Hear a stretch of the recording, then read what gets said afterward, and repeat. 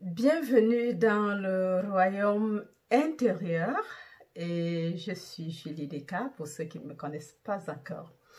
Aujourd'hui, je suis très émerveillée et toujours très heureuse de vous retrouver. Ça fait quand même peut-être une semaine déjà et je promets que ça serait assez souvent. Oui. Voilà, notre thème aujourd'hui c'est sur le diète mentale.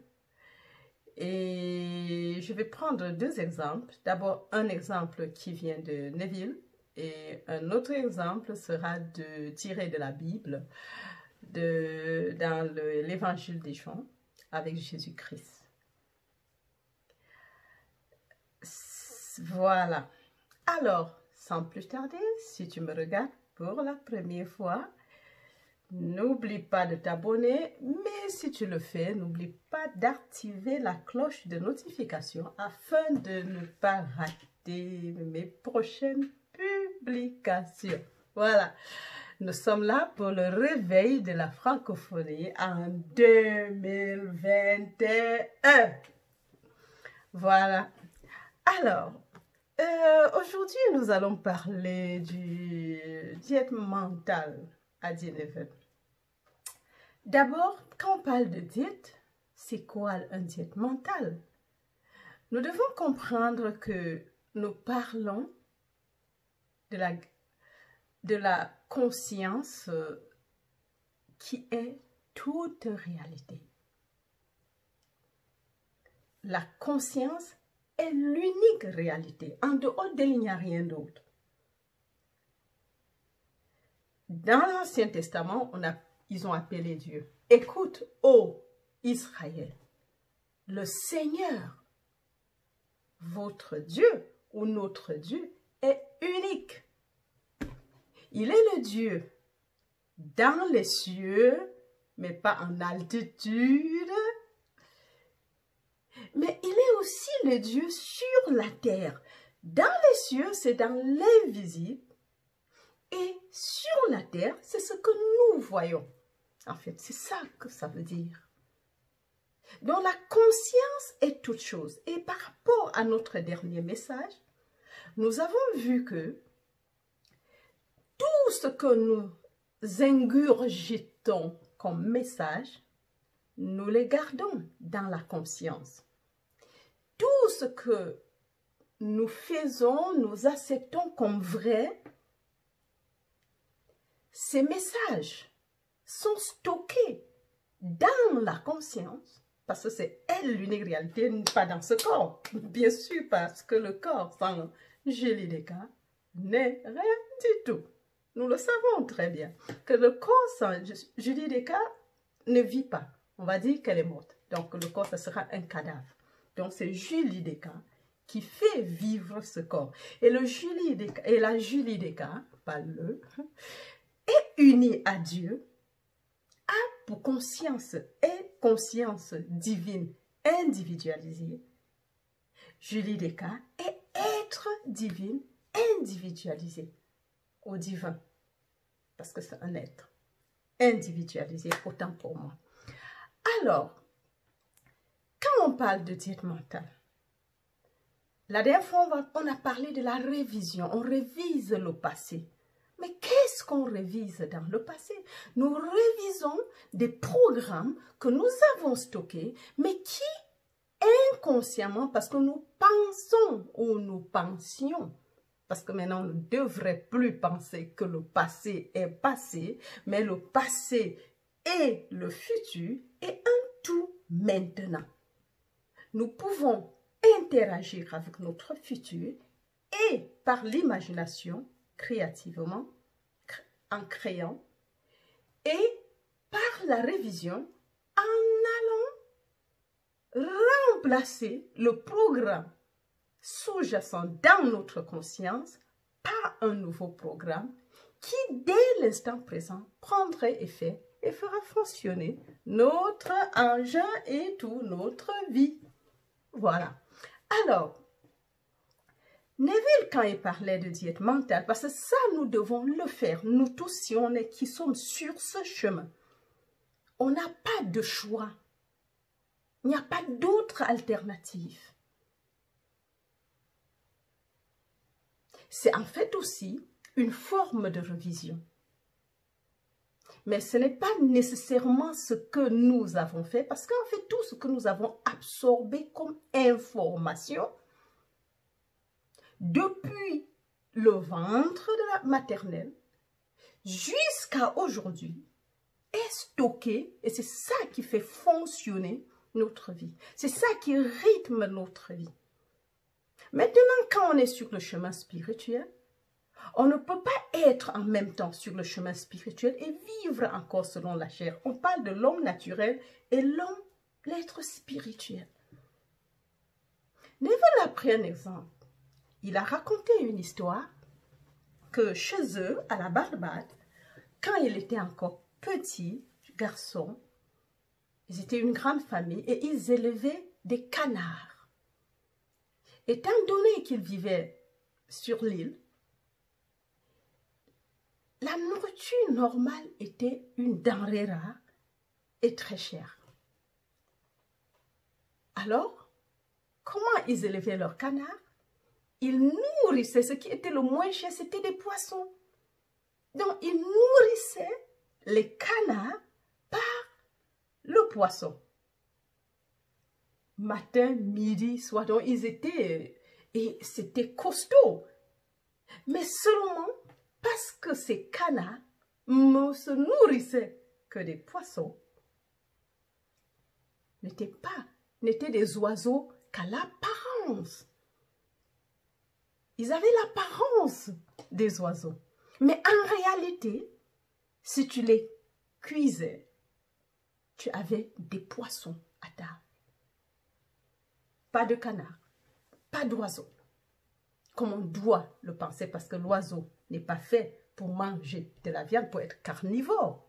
Oui, un peu, ils sont omnivores, mais oui. Alors, il dit donc que pour ne pas avoir des poissons à table au lieu des canards, une semaine avant, la maman demandait à la domestique ou bien à un enfant de séparer 3 oiseaux, de les prendre à part, de les préparer, en fait, ils disaient, de les préparer pour le repas de dimanche. Et qu'est-ce qui se passait? Donc, ils préparaient, on portait les canards et on les séparait. Et matin, midi, soir, on les nourrissait d'autres choses complètement que du poisson. Ils ne recevaient aucun poisson. C'était le maïs, la farine, tout le lait, tout ce qu'on peut imaginer. Mais rien du poisson. Et il dit qu'après une semaine de ce changement de diète, ils avaient les canards. Ça changeait de digestion, ça changeait le goût et tout. Donc, ils n'avaient rien de poisson en eux. Donc, c'était le temps nécessaire pour se libérer le système des poissons et autre chose, ou bien du goût du poisson. Et à midi, ils avaient un oiseau à table. Et quelques rares fois, quand on dit séparer, c'était minimum une semaine, mais ça pouvait être plus, séparer 3 canards, préparer 3 canards pour le déjeuner de dimanche. Ils savaient déjà ce que c'était. Mais seulement, parfois, ils oubliaient. Et à la dernière minute, peut-être 3 jours avant, ils se souviennent et puis ils commencent le diète. Mais ça n'a pas réussi parce qu'en 3 jours, le poulet ne pouvait pas, le canard n'a pas eu le temps de changer de système, de changer c'était à mi-chemin, ce qui fait qu'à midi, au lieu de 3 oiseaux, eux, ils avaient 3 gros poissons. Et ça ne ressemblait rien aux oiseaux. Voilà. Et le fond, c'est que c'est pareil pour un être humain, pour nous autres, qui sommes sur le chemin spirituel. Les gens pensent que comment on doit faire. Beaucoup, je reçois ces questions tout le temps. Comment on doit faire pour être sur ce chemin? Comment faire pour avancer? Oui, le fond, c'est que nous avons tout d'abord de diète mentale. Un diète mentale pour nous, les humains. Que tout ce que nous avons ingurgité comme fausse information, nous les remplaçons par la bonne information. Par exemple, et la parole de vérité, comme disait toujours Joël, je l'aime bien, il faut les mémoriser, même si les mensonges par rapport au corps, comme on voyait la dernière fois, que la science, bien sûr, ils essayent de découvrir, mais selon la science, le corps me contrôle. Mais en réalité, la dernière fois, on a vu que sans Julie Descamps dans ce corps, il n'est rien. Le cœur ne peut pas battre, les yeux seront en santé, ne pourraient pas voir. Rien ne pourrait fonctionner sans Julie Descamps, qui est unie, qui est conscience individualisée. Le nom qu'on a donné à la conscience individualisée. Et ces informations, ce sont des paroles de vérité. Et cette vérité vient remplacer le mensonge que nous avons vraiment ingurgité selon la science, les médias qui nous bombardent tous les jours par rapport à X, à Y, aux maladies et ceci. Voilà. Donc, tu connaîtras la vérité et la vérité fera de toi un homme libre. Parce que tel que nous sommes maintenant, on ne peut pas avancer spirituellement. Nous ne pouvons pas avancer sur ce chemin sans changer notre façon de penser. C'est ça la repentance. Change ta façon de penser, change ta façon de croire, change de direction. Un angle de 180 degrés, ça veut dire que si tu allais, tu montais, tu dois descendre. Tu es allé au nord, tu vas retourner vers le sud.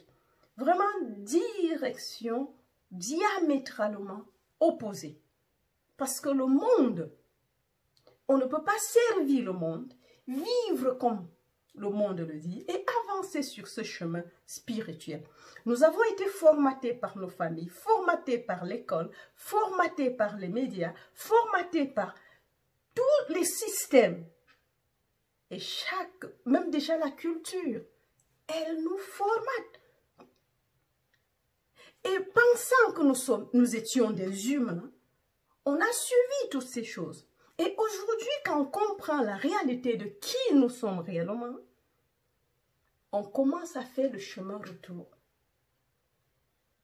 vers le rappel, vers la mémoire, en retrouvant qui nous sommes, la divinité, être individualisé. Parce que ce que nous ingurgitons, c'est ce que nous sommes, tel que l'on pense dans son cœur, tel il est. Ça veut dire que si on doit changer notre apparence, bien sûr que nous devons commencer un diète mental à changer notre façon de penser. C'est ça qui nous change. C'est ça qui nous fait progresser. C'est ça qui nous fait avancer sur le chemin. Lire les messages, les écouter ou lire des livres spirituels et accepter comme vrai. Et dès que tu acceptes quelque chose comme vrai, le plus souvent quand je dis, waouh, c'était ça. Je suis toujours émerveillée. Mais bien sûr, à chaque fois qu'on est émerveillé, ça va remplacer. Il y a les neurones, comme disait Joe Dispenza. Il y a des neurones qui se détachent dans notre cerveau.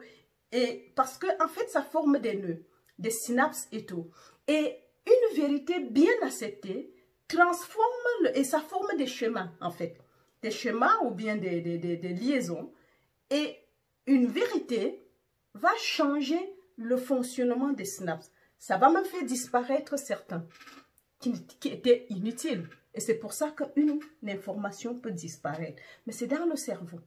Ça veut dire que, et le cerveau, c'est pas en location. Nous ne sommes pas des locataires, nous sommes des propriétaires du cerveau. Nous devons utiliser, mais bien sûr, voici encore une vérité. Si tu ne sais même pas que ces neurones, on peut changer le fonctionnement tel que tu penses, tel tu es, et que le cerveau, les informations que nous recevons, partent changer le système et posent d'autres schémas de croyances pour qu'on puisse avancer. Deuxièmement, je veux prendre un exemple que j'ai toujours pris, c'est synthomiser sur une chaîne radio. Je ne peux pas être connecté à la chaîne TF1 et espérer voir ce qui se passe à la CRTV au Cameroun. C'est pas possible. Pour que je vois ce qui se passe, parce que ça, c'est des exemples palpables. C'est la même chose que le poulet et le canard qui doit être mis sous diète pour qu'on ait des canards et non des poissons par rapport à ce qu'eux, ils mangeaient. Mais de la même façon pour nous, si on reste, on veut voir quelque chose qui se passe à la CRTV au Cameroun, je dois me connecter à cette chaîne de télévision. Et là, je pourrais voir ce qui se passe là-bas. Mais je ne peux pas être sur TF1 et espérer un jour, sauf si eux, ils s'intomisent avec la CRTV. Là, j'aurai les informations qui viennent de là. Par exemple. Donc, nous devons changer et nous connecter vraiment là où nous voulons vraiment recevoir l'information.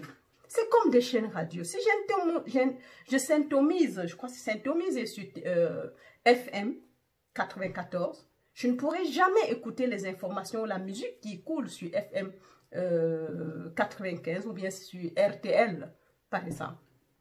Donc, c'est la même chose. Donc, nous devons vraiment changer complètement de la façon de vivre. Quelle information nous recevons chez nous et quelle information nous voulons recevoir. Parce que c'est ça qui crée qui nous sommes. Et des informations déjà établies ont besoin d'être nettoyées. On nettoie, pas en prenant l'avant, mais en les remplaçant par la vérité. Tu connaîtras la vérité et la connaissance de la vérité fera de toi un homme ou une femme libre. Et ça, c'est assez important. Et maintenant, comment Jésus a réglé ce problème? Il raconte, il est en train d'enseigner ses disciples. Et il leur dit, souvenez-vous, on ne peut pas, quand tu as un habit qui est vieux, un vieil habit qui est déchiré, tu n'iras pas chercher un tissu neuf pour venir raccommoder un vieux habit ou bien un vieux tissu. Ça va sauter à l'œil nu. Ça veut dire que pour raccommoder un vieux tissu, tu cherches un vieux tissu pour pouvoir raccommoder afin qu'on ne puisse pas discerner et remarquer que ça a été déchiré et on a fermé le trou et tout parce que ça ne se voit pas. Ça reste ensemble. Ça veut dire que il doit avoir un changement, mais ce changement, on doit savoir avec quoi changer quoi.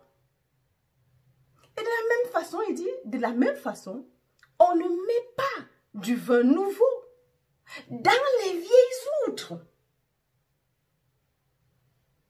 Quand ça va faire effervescente, les vieilles outres sont déjà vieilles, ne peuvent plus contenir la pression. Ça va s'éclater et on va perdre et les outres et le vin. Il dit, le nouveau vin doit aller dans de nouveaux, des outres, oui, des nouvelles, ou c'est de nouveaux outres. On dit un outre ou une outre, mais bon, c'est égal. Dans des nouveaux, des vases en fait. Donc, on doit chercher des vases ou des outres, c'était à l'époque comment on les appelait, mais ce sont des vases pour conserver le vin. Il dit, le vin nouveau va dans de nouveaux vases et ainsi de suite. Pourquoi? Et cela signifie quoi pour nous le vin? Le vin, c'est esprit. Les vases, c'est ce qui contient, c'est nous. Ce qu'on a, on ne peut pas mélanger les messages du mysticisme ou bien spirituel avec le monde. On doit faire un choix. Nos anciennes croyances devraient être abandonnées. Et pour recevoir, et quand il l'enseigne, en fait, ceci était, il était dans un système, les pharisiens, les juifs. Le pharisaïsme enseignait autre chose. C'était tout un mécanisme parce qu'il faut aussi comprendre pourquoi il disait cela. Lui, il vient avec un nouveau message. Repentez-vous, car le royaume de Dieu est à l'intérieur de vous. Ce que vous recherchez à l'extérieur, à Jérusalem, tous les années, il fallait toutes les années faire le voyage de partout pour se retrouver au temple à Jérusalem. Pour faire des offrandes, pour faire ceci, à Dieu qui recevait les offrandes, pour pardonner les péchés. Mais, il leur dit, mais tout ça, ça n'a rien de vérité, c'est juste des symboles. Il dit, le royaume n'est pas à l'extérieur, il est à l'intérieur de toi. Et, oh, quelqu'un, un pharisien qui veut croire en cette doctrine, ne peut pas recevoir cela. Pour qu'il reçoive ce message, il doit d'abord abandonner ses anciennes croyances, abandonner cette façon de croire, de chercher le Dieu à l'extérieur et retourner, accepter, se repentir et pouvoir regurgiter le nouveau message qui ira remplacer l'ancien. Il voulait juste dire aux Juifs à l'époque, vous ne pouvez pas en même temps faire toutes ces choses que vous étiez en train de faire. Aller faire des offrandes dans les églises, suivre la nouvelle lune, tout ce qui se passait, ainsi de suite. Et pensez que vous devez faire ça en même temps croire à un royaume qui est à l'intérieur, parce que c'était un message complètement nouveau. Ça n'avait rien à voir avec le premier. Nous le savons tous. Et c'est la même chose aujourd'hui, ça n'a pas changé. Comme tu as cru que ce soit à l'église ou oui, les orgasmes, on utilise la Bible. Hein. On utilise la même Bible. Mais Neville dit, c'est carrément différent. L'interprétation diffère. Si tu ne sais pas qui tu es, bien sûr, tu crois à un Dieu qui est à l'extérieur de toi. Tu crois à un royaume qui est à l'extérieur de toi. Non, ça n'existe pas. Ce qui est dehors n'est que le reflet. Dieu n'est jamais à l'intérieur, à l'extérieur de toi. Et il n'est pas non plus différent de toi. Donc, nous devons prendre une position des nouveaux vases pour le nouveau message, pour le nouveau vin, et nous libérer par des paroles de vérité, le nouveau message qui ira remplacer ou nettoyer, en fait, les anciennes croyances, nos systèmes de croyances qui gèrent notre vie. Si on veut avancer, on doit les abandonner, changer notre façon de penser et changer notre vie. Voilà mes amis, je dois m'arrêter aujourd'hui et tout en espérant que chacun devrait comprendre comment nous devons faire et commencer le nouveau message, nous transformer en fait en nouveau vase par une diète mentale, en changeant nos pensées, en renouvelant notre façon de penser. Et comme dit c'est Romains 12, soyez transformés par le renouvellement de votre intelligence. C'est ça aujourd'hui le message. Oui, nous avons besoin d'un tiède mental, car tel que l'homme pense, tel il est. Alors mes amis, je vous aime très très très fort et jusqu'à la prochaine. Et surtout, n'oublie pas ta divinité, n'oublie pas que toi, Dieu constitue ton être individuel et que Dieu constitue ta conscience individuelle dont nous sommes en quelque sorte conscience individualisée. Et mon Père et moi, nous sommes un. Tout ce que mon Père a est à moi et tout ce que mon Père est, je le suis. Voilà. Et l'endroit où je me retrouve est Terre Sainte. Alors, on fait un gros cœur aujourd'hui. Comme d'habitude, je vous aime très, très, très, très, très fort. Et à la prochaine. C'était Julie Descartes. Surtout, partagez le message tout autour de vous. Et surtout, abonnez-vous si vous n'êtes pas encore abonné. Voilà. Allez, jusqu'à la prochaine. Et cette fois-ci, le plus tôt possible. Allez, bye bye.